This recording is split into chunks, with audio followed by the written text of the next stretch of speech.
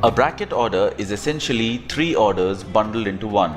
It's a type of order where you can enter a new position with a target and a stop loss. It's available on NSE, NFO and CDS. To invoke a bracket order, just open up the regular order form and choose more options and select bracket.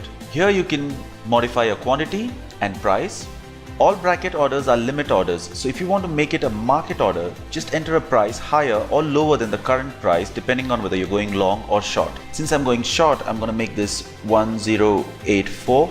Your stop loss has to be in terms of absolutes, so I don't want to lose more than 10 points on this trade, and my target also has to be in terms of absolutes, and I don't want to make more than 20 points on this trade. If you look here, there's a trailing stop loss which is optional. It has to be in an absolute value of 1 or 0.05 for CDS. So I've chosen my trailing stop loss as 2. What this gameplay is quite simple. My entry is going to be around 1084, and if it goes to this is a short order by the way, so if it goes against me, I'm going to be stopped out at 1094, or if it's going in my direction, I'll make 20 points, which is 1064.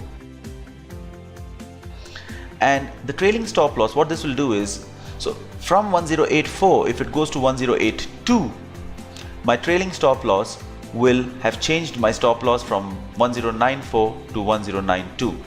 So as it keeps going in your direction, your stop loss keeps updating automatically without your intervention. So let's place this order and see what happens now. There you can see my order has been placed.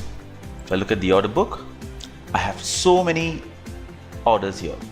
So what happened was, I placed an order to sell 100 shares of Reliance as a bracket order, and this got executed in 1, 2, 3, 4, 5, 6 trades, which means that I have to have 6 stop loss orders and 6 target orders along with the trail. On a bracket order, for every trade that gets executed, you will get a target and a stop loss placed. Because imagine a situation where you've wanted to buy or sell 100 shares of Reliance and only 20 get executed and 80 are still pending.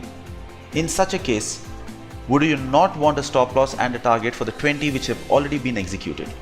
That's the reason for every execution there will be a target and a stop loss. Now let's see how this plays out. There I can track my M2M on the position which I've just acquired. All bracket orders are intraday products. For NSE and NFO, the square of time is 320, and for CDS, the square of time is 445. Since bracket orders have very limited risk, the kind of leverage you get is quite high. I just need 5,000 rupees to take a trade which is worth 1 lakh, so the leverage is like 20 times.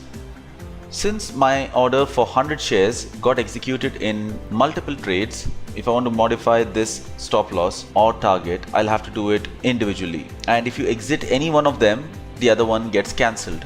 So while Reliance is playing out, I'm tempted to enter a long bracket order on Infi. So here's my order. My stop loss is again 10 points and my target is 20 points with a trailing stop loss of 2 points. So as I mentioned before, if all my stocks are entered around 991, that means that my stop loss will be 981 and my target will be 1011. From 991, if the price goes to 993, my trailing stop loss will move the stop loss from 981 to 983. You don't have to do anything, you just have to wait for the market to do what it's doing. I've sent an order to buy Infi at 991. Let's track this. There, you see my Infi buy order has been executed. Now this got executed in 2 different trades. So for both of them, the stop loss is 981 and there's a target of 1011. And we'll have to wait and see how this plays out. You can track it in your positions. You have an option to exit it from your positions. The moment you click exit, you're taken to the order book because these are bracket orders, and from here you have to either edit or exit your orders. Let's check out the leverage on the Infi trade. Again, 20 times leverage. So I'm tracking my positions here. My trailing stop hasn't yet kicked in. So I've been tracking my M2M here. As you can see, I've made a handsome profit on Infi, and Reliance is still around the same place I shorted it. And if you go look at my order book now, my original entry price for Infi was $991 and my target was $1011 and my stop loss was $981. Since Infi has started moving in my direction, every 2 points that it went in my direction, my trailing stop loss has moved up 2 points. In both these orders, if you observe, because I've made a profit of around 400, it's showing me a different stop loss. So now anytime during the day, I can choose to exit the order, or I can wait for 320 and the orders will get automatically squared off. There you can see my Infi trade is complete. I can wait for my Reliance trade to do what it's expected to do, or I can just choose exit and choose any of the open orders to either modify it or exit it. When your orders get executed in multiple trades, when you modify it, each separate trade can get modified separately. But when you exit it, now I can choose any one of these and I can hit exit, and all of them will get exited at the same time. There you see, I have no open positions, I have booked my profits. So one last thing I'd like to add to this bracket order video is that you cannot square off a bracket order by placing another bracket order. You have to square it off from your order book or from your positions.